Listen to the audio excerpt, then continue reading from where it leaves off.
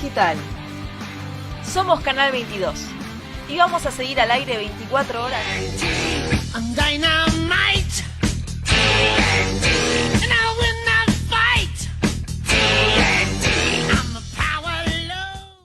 Buenas noches, bienvenidos al programa número 89 de Economía al Cuadrado. Hoy vamos a hablar de inflación y de riesgo de hiperinflación. Voy a explicarle primero con teoría económica y después les voy a explicar con datos avalando lo que les explico con teoría económica. Punto número 1. Yo les quiero explicar que el tipo de cambio y la inflación son dos fenómenos que se relacionan con la esfera monetaria. O sea, la explicación de ambos fenómenos, tanto del salto del dólar como de la aceleración inflacionaria, tienen el mismo origen, un origen monetario. En realidad, tanto el salto del dólar como la aceleración de la inflación responden a un fenómeno que se relaciona con el poder adquisitivo del dinero. Es muy fácil de ver. En realidad están relacionados con el poder adquisitivo del peso. Un salto del dólar implica que el peso pierde poder adquisitivo frente al dólar. Necesitamos más unidades de pesos para comprar la misma cantidad de dólares. Por ejemplo, si el tipo de cambio salta de 130 a 160, en realidad lo que está reflejando es que el peso pierde capacidad de compra en términos de unidades de dólares. Necesitamos, en lugar de 130 unidades de pesos, 160 unidades de pesos para comprar un dólar. Del otro lado, ¿qué es la aceleración de la inflación?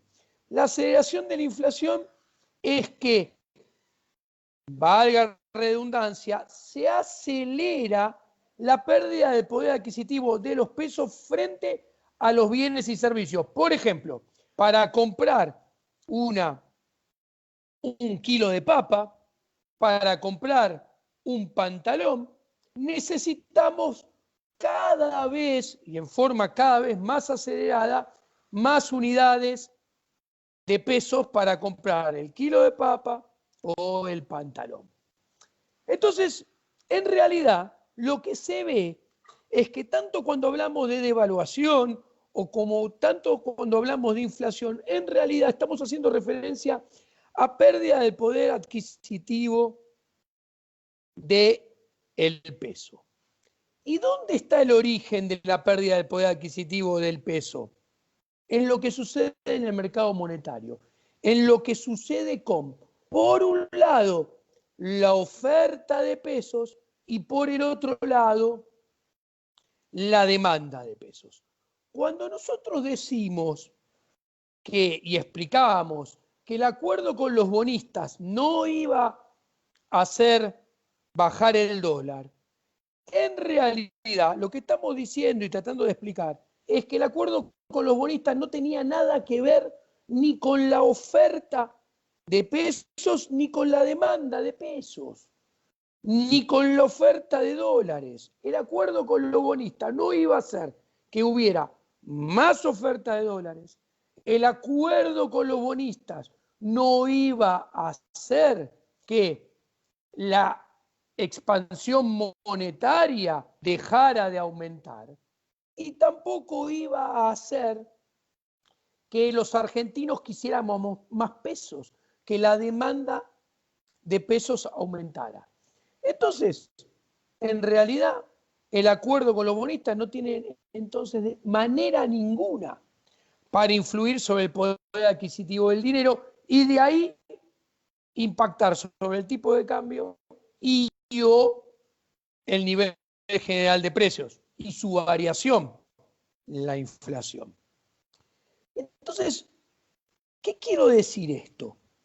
Vayamos al grano. ¿Ustedes piensan que el dólar puede dejar de aumentar? ¿Ustedes piensan que el dólar va a dejar de saltar?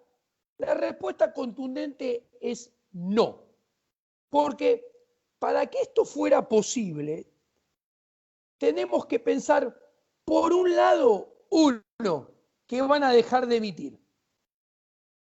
Por el otro lado, tenemos que pensar que va a aumentar la demanda de dinero.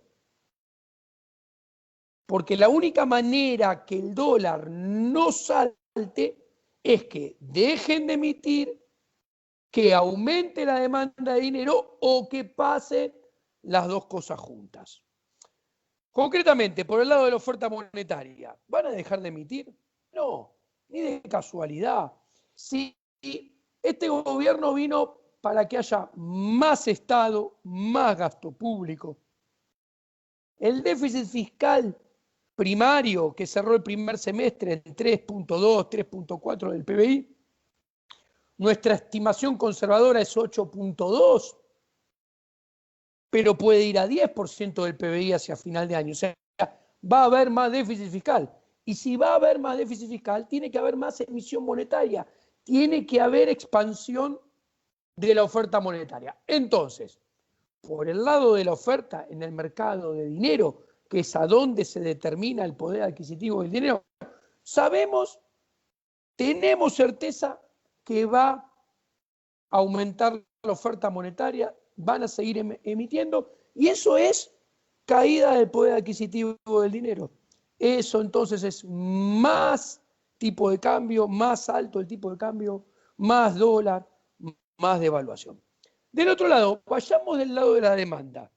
La clave es, ¿puede aumentar la demanda de dinero? Muy sencillo. La demanda de dinero tiene dos tramos.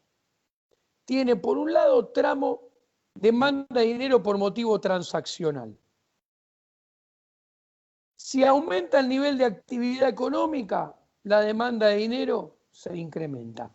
Claramente estamos previendo una caída del nivel de actividad económica hacia 13.6% del PBI punta a punta en el 2020. No va a aumentar la demanda de dinero por motivo de transacción.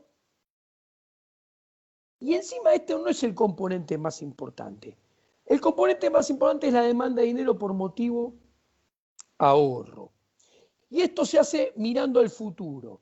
Si nosotros prevemos que el dinero va a perder poder adquisitivo a futuro, que todo es lo que pensamos, la demanda de dinero por motivo ahorro va a caer más. Es más, si nosotros mirando al futuro prevemos más incertidumbre, vamos a aumentar, nos vamos a refugiar. Por un motivo, precaución. Entonces, ¿nos vamos a refugiar en pesos? No. Nos vamos a refugiar en dólares. Va a aumentar la demanda de dinero por motivo, precaución, ahorro en dólares. Y eso es una caída de la demanda de dinero por motivo ahorro. Demanda de dinero en pesos va a bajar.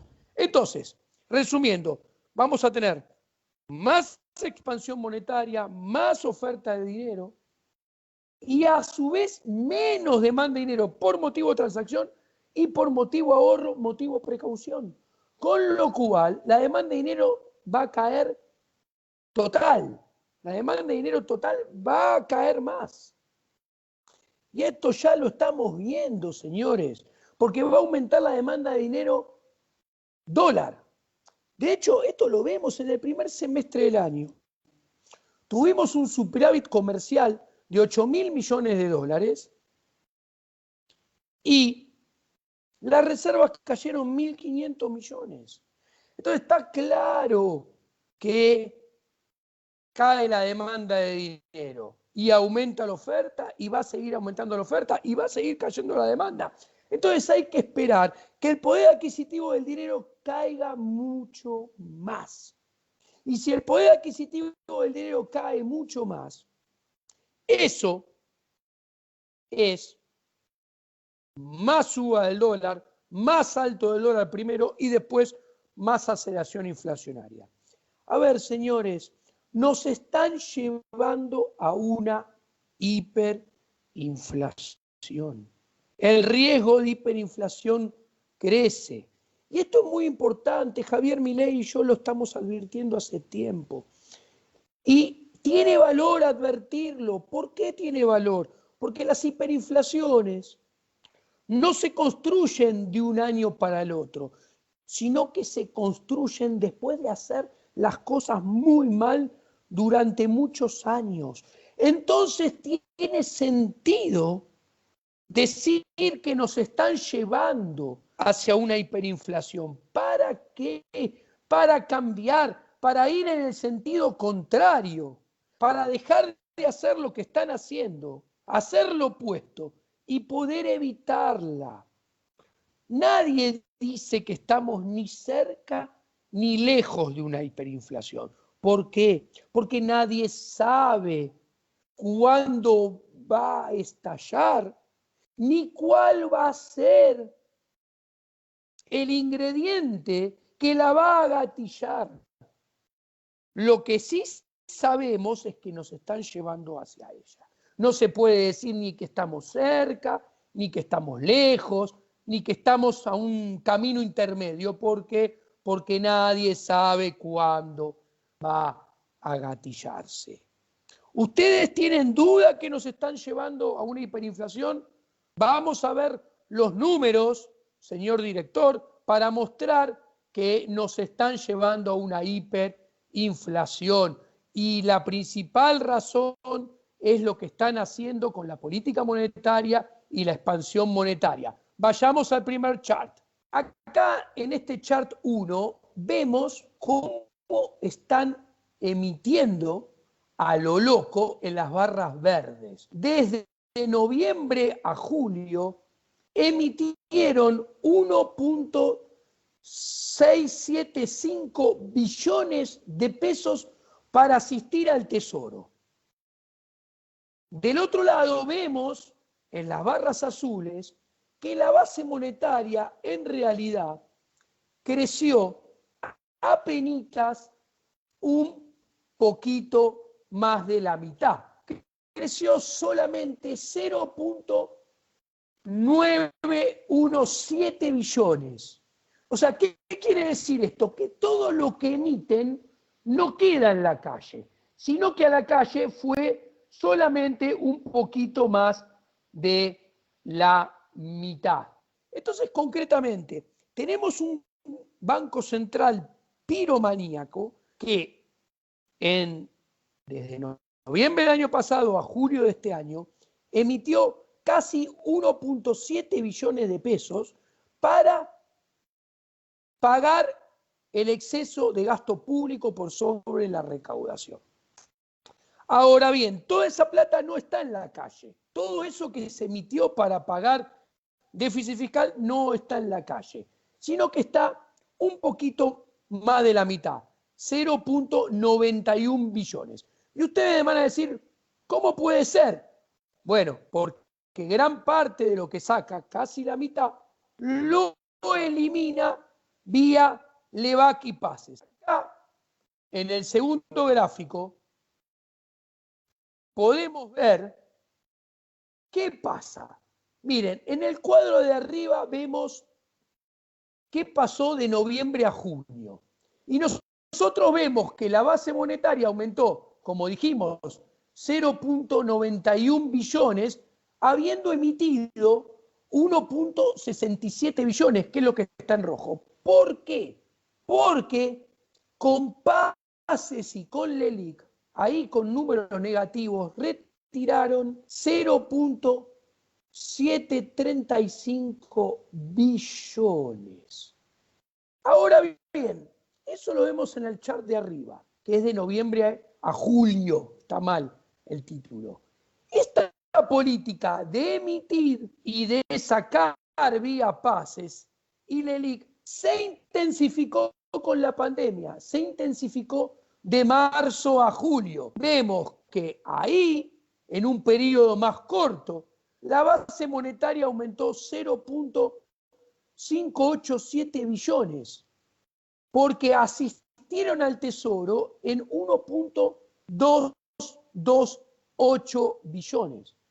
Y esto es porque con actividades bancarias y financieras, básicamente, LELIQ y PASES, sacaron 0.423 billones, como se puede ver ahí en actividades bancarias y financieras. Acá vemos que tenemos un banco central que emite como loco para pagar déficit fiscal por una ventanilla y por la otra, más de la mitad de lo que emite lo saca con LELIQ y PASES pagando tasa de interés. ¿Se acuerdan que criticaban a Sturzenegger porque lo hacía con las LEBAC, que las LEBAC eran deuda a 35 días? Bueno, la LELIQ y los PASES son deuda a 20 y pico de días, las LELIQ, y los PASES a un solo día. O sea, es deuda muchísimo más corta que la de Sturzenegger, que paga capitalización de intereses a un periodo mucho más corto. ¿Quieren saber qué problema genera esto? Voy a mostrarle, señor director, 2 charts seguidos ahora para hacerlo más rápido, dinámico y entretenido. ¿Qué problema genera? Acá le estoy poniendo el chart número 3, el del riesgo monetario. Miren qué interesante esto. En amarillo abajo tienen las LELIQ y los PASES, que es pesos encapsulados, encerrados a un poco más de 3 semanas en las LELIQ y los PASES a un día. Si los bancos llegan a dejar de querer esto porque la gente quiere sacar sus plazos fijos y los retiran para irse a dólares, esto automáticamente sale a la calle y se transforma en base monetaria, que es lo verde. Si ustedes se fijan, si esto llegara a pasar y sumamos LELIQ más PASES, estamos duplicando la base monetaria, que se iría a 4.7 billones. Por eso el nombre riesgo monetario. O sea, en menos de un mes la base monetaria se podría duplicar. ¿Y dónde vemos que esta política se exacerbó con la cuarentena? Muy sencillo, miren la línea azul con cuadraditos. En abril, cuando empezó la cuarentena, las LELIQ y los PASES eran alrededor del 70% de la base monetaria. Hoy son el 103% de la base monetaria. Entonces vemos como este riesgo de que los pesos se dupliquen en muy corto plazo en la calle es realmente muy elevado.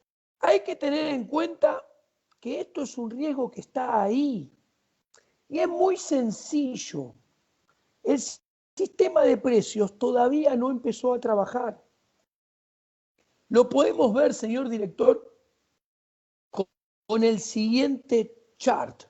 Base monetaria nominal y en términos reales. Ustedes fíjense cómo la base monetaria nominal en azul va creciendo, pero lo importante son las barras verdes. La base monetaria en términos reales, cuando comparo hoy contra octubre, ha crecido 33.5%. Esto lo que refleja es que el sistema de precios todavía no ha empezado a hacer su trabajo. O sea, crece la cantidad de dinero, aún sin contemplar el riesgo de la cantidad de dinero que está encerrada en los bancos en forma de PASES y LELIQ. El dinero que está en la calle ha crecido mucho más que los precios. ¿Por qué? Porque los precios tardan en hacer su trabajo. Los precios no hacen su trabajo enseguida. sino que la política monetaria tarda entre 12 y 18 meses para hacer su trabajo. Y esto es importante. Cuando yo emito, no es como el botón de la luz que yo emito, aprieto el botón y se prende la luz. Tarda entre 12 y 18 meses en hacer efecto. Entonces, ¿qué sucede? Acá tenemos, por un lado, señores, la inflación en los primeros 7 meses fue 15%, redondeando. Ahora bien, ¿pero qué sucede? Hay una brecha que es del 80%. Yo, para explicar el concepto, voy a hacer con un número redondo para hacer más fácil las cuentas y sea más fácil seguirme. Imaginemos que la brecha es del 100%. ¿Qué quiere decir esto? Que los alimentos que pasan por el MULC, Mercado Único Libre de Cambio, que ese es el nombre, aunque parezca una joda más grande de una casa, porque el mercado no es único ni libre, los alimentos están seteados con el dólar oficial de 76.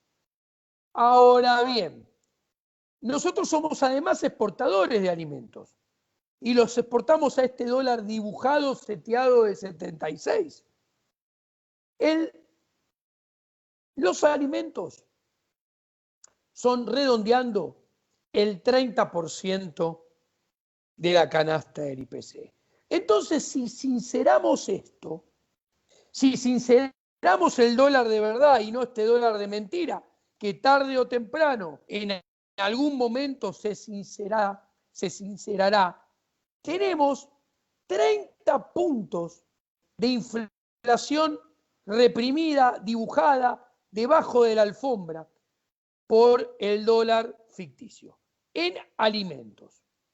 A esto hay que agregarle que tenemos precios pisados en artículos de limpieza, tenemos precios pisados en tarifas, con aumento cero. Entonces, ¿qué sucede? Cuando este 15% de inflación de los primeros 7 meses le agregamos el 30% de inflación reprimida por el tipo de cambio artificial en alimentos, más los puntos concernientes a las tarifas, más los bienes de precios cuidados y pisados, nos damos cuenta que esta inflación del 15, en realidad, en los primeros 7 meses del año, tranquilamente es del 45. Entonces, nos damos cuenta que en realidad, ya hoy debajo de la alfombra, en forma anualizada, hay una inflación que se acerca a los 3 dígitos. Entonces, esto es muy importante porque nos están llevando hacia la inflación de 3 dígitos. Nadie sabe a ciencia cierta cuándo llegaremos a ella, pero no tengan la menor duda que estamos yendo hacia ella. Y la inflación de 3 dígitos, si sumamos esto que te expliqué, más los retardos de política monetaria, más lo que te expliqué que están haciendo y van a seguir haciendo con la política monetaria de expansión de la emisión, más la caída de la demanda de dinero, no tenemos duda que nos estamos dirigiendo hacia un escenario de inflación de 3 dígitos. Y la inflación de 3 dígitos es hiperinflación. Algunos colegas lo niegan porque trabajan con la ridícula definición de Keynesian de la década del 50 del siglo XX de inflación, cuando hoy en el mundo la inflación es otra cosa.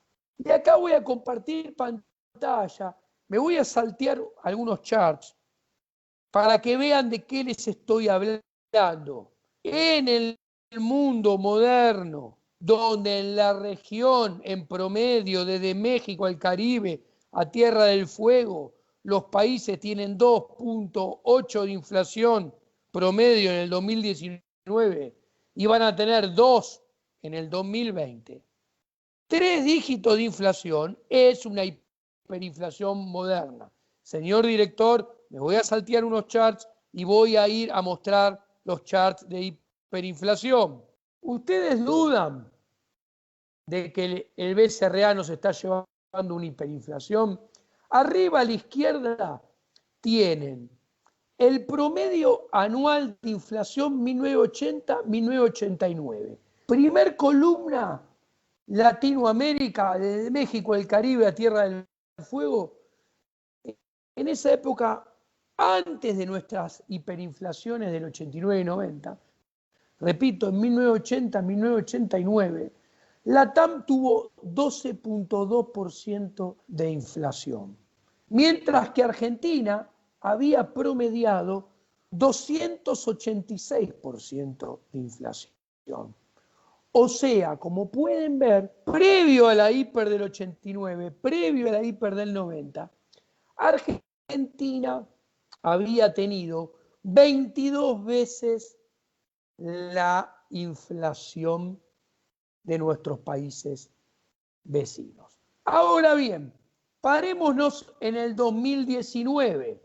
La región tuvo, como indica la primera columna, 2.8 de inflación y Argentina 53.8. ¿Qué quiero decir?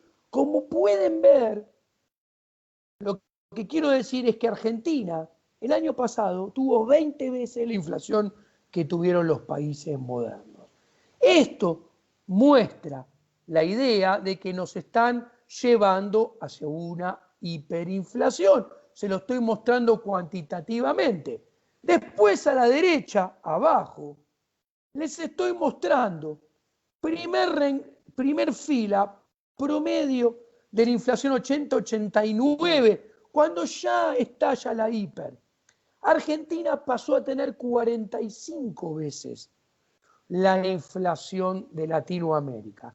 Ahora bien, imaginando una inflación para la región, tal vez el año que viene o en el 2022, de 2.5, si Argentina llegara a tener una inflación de 3 dígitos, por ejemplo, de 120% anual, tendría 48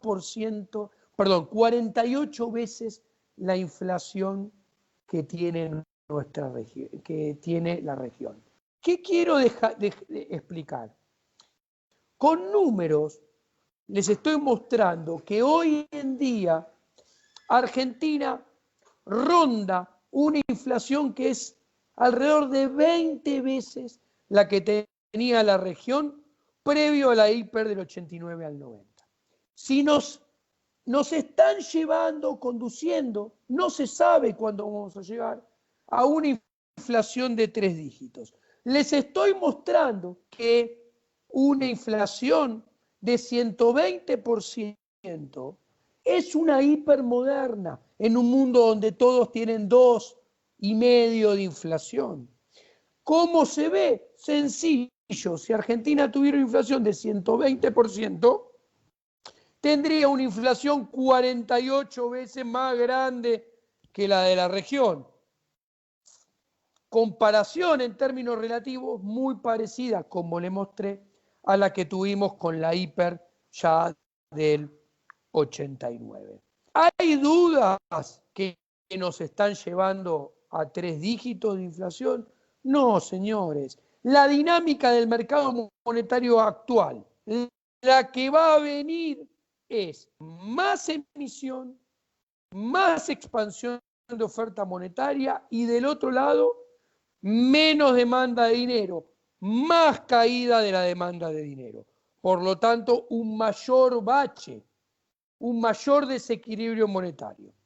Tenemos que esperar mayor desequilibrio monetario. Mayor desequilibrio monetario es menor poder adquisitivo del peso. Menor poder adquisitivo del peso es a futuro más alto del dólar y no una vez, más de una vez en la película del 2020-2021, para ponerle un horizonte temporal. Y a su vez mayor aceleración inflacionaria. Yo pienso que en los próximos 10 meses vamos a tener más aumento del dólar y más inflación que la que tuvimos en los últimos 10 meses, que es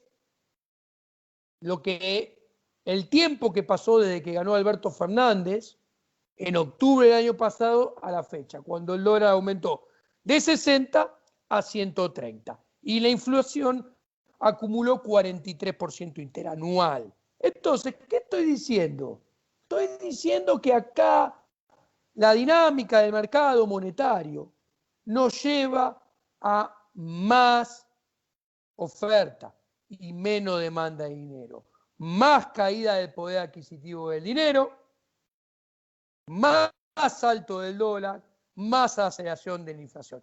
Y no nos tiene que sorprender si están haciendo más de lo mismo en forma cada vez más intensa. Entonces los resultados son los que venimos trayendo hace mucho tiempo, pero en forma más intensa también. Lo que pasó es que ahora estamos en una situación muy especial, donde tenemos política monetaria que no impactó todavía por la cuarentena, que los pesos estaban encerrados en el sistema bancario y recién ahora están empezando a salir de a poco. Después tenemos gran parte del IPC pisado, escondiendo inflación debajo de la alfombra, con el precio de los alimentos dibujados con un dólar dibujado. Lo mismo tarifas. Y esto ya lleva mucho tiempo pisado. ¿Cuánto tiempo podrá aguantar? No creemos mucho. Pero ahora les dejo con el último chart y me despido. Van a ver el último chart con mi voz en off diciendo: señores colegas, los que niegan que nos están llevando a una hiperinflación son los mismos que decían que el dólar estaba bien a 37, que el dólar estaba bien a 45, que el dólar estaba carísimo a 60, que el Banco Central tenía espaldas anchas y podía aguantar con las reservas, que iba a haber brotes verdes, que la inflación iba a bajar y que el cambio de meta de inflación de Sturzenegger no iba a producir ningún resultado negativo. Señores, son los mismos que decían que era imposible que hubiese default. Son los mismos cortesanos irresponsables de siempre. Son los que niegan la bomba hasta que la bomba nos explota y nos llena de esquirlas. De este lado estamos Javier Milei y yo, y algunos pocos más, que les avisamos, nos están llevando una hiperinflación. Es hiperinflación con 3 dígitos. No sabemos cuándo va a estallar. No sabemos si mañana, dentro de un año o dentro de un año y medio. Pero lo importante es que nos están llevando hacia ella, porque estamos haciendo las cosas muy mal, cada vez peor, hace mucho tiempo. Es el único resultado posible. Lo advertimos para cambiar el rumbo. Si no lo hacen de vuelta, no digan que no les avisamos. Pero les dejo con este chart para los necios colegas que dicen que no nos están llevando a una hiperinflación. Dejen de usar la definición de Kagan de la década del 50, señores. Por favor, si esto no es camino hacia una hiperinflación, la hiperinflación, ¿dónde está? Los dejo con este gráfico, señor director, el último del programa de hoy. Miren, por favor, este chart, señores. En barras azules tenemos la inflación acumulada de Argentina desde que se refundó el Banco Central.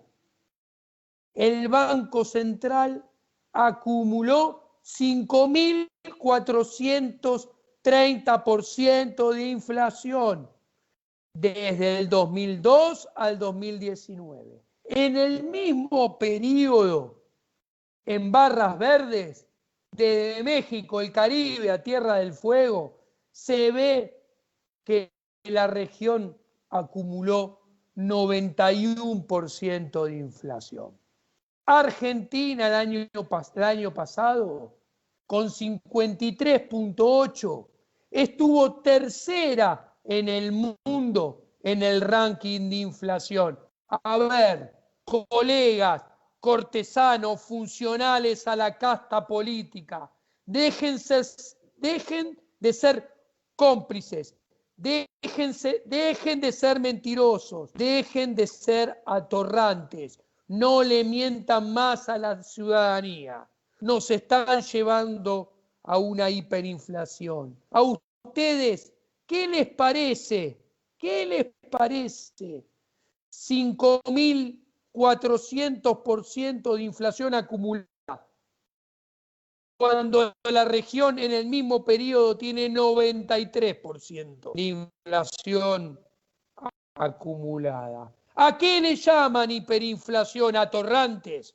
Les aclaro, en el mundo moderno, 120% de inflación, 3 dígitos de inflación anual, es hiperinflación. La hiperinflación la define la desaparición del sistema de precios y la velocidad de su aceleración. ¿Saben? El hombre de a pie, el hombre que va a trabajar todos los días, la sociedad la va a pasar peor en un 2021, en un 2022, con 3 dígitos de inflación, digamos un 120, la va a pasar peor, con peores indicadores socioeconómicos, con 120, 150% de inflación en el 2021-2022, que con los 4 dígitos que tuvo de inflación en 1989 y 1990. Hacia ahí nos están llevando. Es responsabilidad profesional, como hicimos con el default, advertirlo con tiempo. Buenas noches, esto ha sido todo por hoy y los espero la semana que viene con más Economía al Cuadrado. Gracias.